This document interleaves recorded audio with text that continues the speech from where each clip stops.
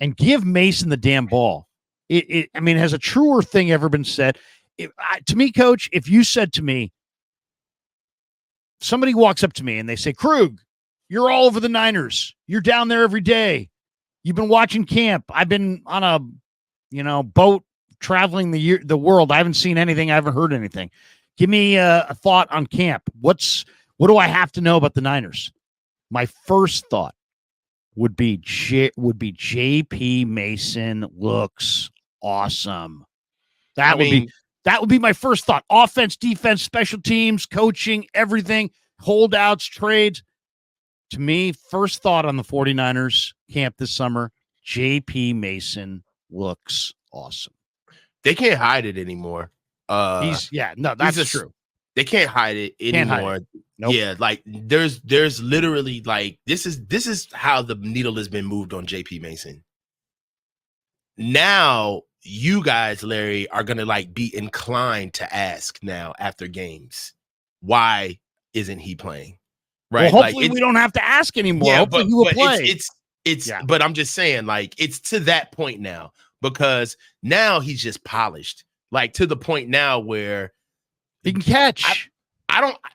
How about that catch? How about that catch? Be aggressive. He's toe tapping. JP. You know what I'm saying? Like, yeah, Larry, it's getting to the point now where there's maybe about 25 teams in the NFL that JP Mason could walk in and be their starting running back day one. Dallas. He would be like Arizona. Maybe little kids running through. Could use him Dallas right away.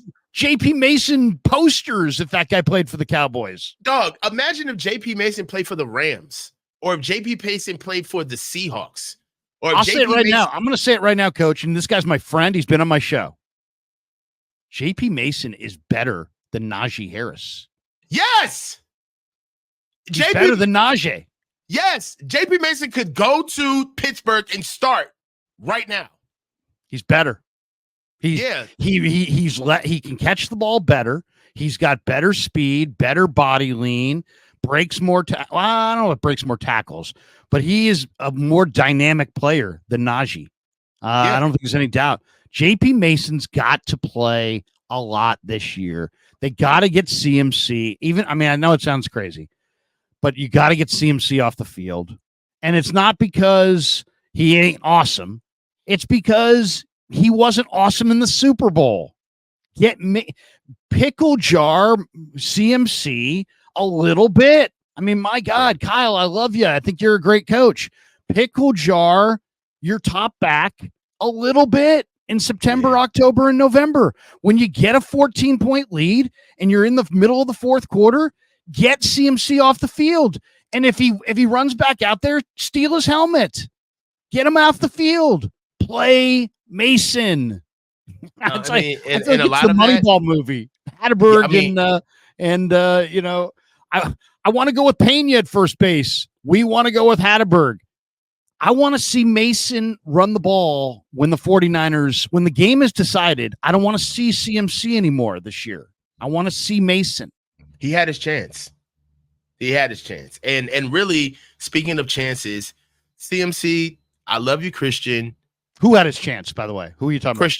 Christian. He had his chance. I love you, Christian, but you stole every rep known to man last year for you to get that damn record. You did not leave anything to chance. And I get it. You're chasing a record. You want the ball 24/7. You want to be the leading rusher in the NFL. It's a feather in your cap. But my man, all carries are not built the same. They're not. And some of those rough carries where you had those brother-in-law agreements, bro, I need him to get off the field and put JP Mason back there so we can actually run the ball. Didn't it feel good to see us be on the 4-yard line yesterday and run the ball 3 times? Did that not feel good for us to get in the eye and just get in the 3-point stance and say, you know what? We're not tricking you. Everybody in the building knows who's getting the ball, and we're going to go score.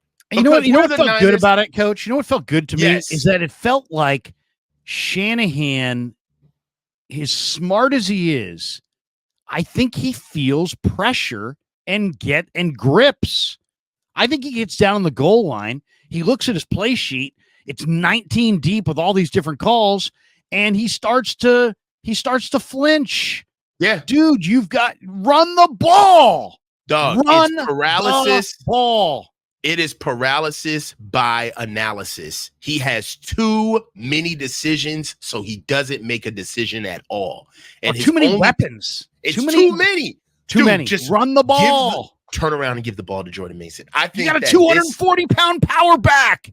He's going to be the easy button this year. I think he may be the easy button this year. I hope so, Larry. I hope so too. Short yardage, goal line, run the big back. And Who cares? Now you got Guerendo too. So Guerendo's another big back who's going to hit it up there hard. Mark Salas says, I definitely am impressed with Guerendo. While fast, I see more of a 4.45 field speed instead of a 4.33. I hear you, but wait until you see this guy make somebody miss and then just open it up. To me, he's got the body, the legs, and the butt of he looks like a drag racing car. You know, like have you seen a drag racer that's super? It almost looks like it's like tilted down from the nose with a huge back end, and it just powers straight with all this ridiculous smoke. This guy is like that, man. And he's not the most elusive. He's not gonna make you miss that much. But you know what? If this guy does sidestep you, I mean, think about if you put him in there in the Niner passing game. And you throw it to Guerendo in the flat as you're covering all these other guys, and he sidesteps a linebacker. He's gone, man. I mean, at that size, and he took some hits last night, and I mean, big time hits, and guys just fell off of him. So I'm very impressed with Guerendo. I don't know if he runs to the 4.33 or 4.38 or whatever he's timed at, but he's big and fast. Yeah, and he's just getting off that injury, man. I mean, he's immediately an asset. He's immediately an asset. One of my favorite things to do is share the screen and play a little Baldy. Here's a little Guerendo, and then we'll. Sean is crazy. The rookie out of Louisville. Here's Baldy talking about Guerendo, and he'll show the play. Here it is. This was a fun preseason game last night, and this is one of the plays why. Daniel Carlson kicks off to the rookie out of Louisville, Isaac Guerendo. All right, and right here, the return goes. It's the longest return in preseason. He gets an excellent block right here from the rookie Renardo Green. Now he's down the sideline. When the 49ers drafted Guerendo, they wanted a back with another gear. Well, Guerendo has another gear. He's leaking a little oil at the end of this when Sam Webb got him out of bounds. That's the longest kickoff return in the NFL in preseason, 93 yards right there. But he also looked good at running back as well. Like you watch him right behind the third-round pick, right there, Pooney, Dominic Pooney, the starting guard right now, getting pushed. And this is just classic Shanahan running right here. Look at this wall with Kittle right there and Brendel and the whole gang.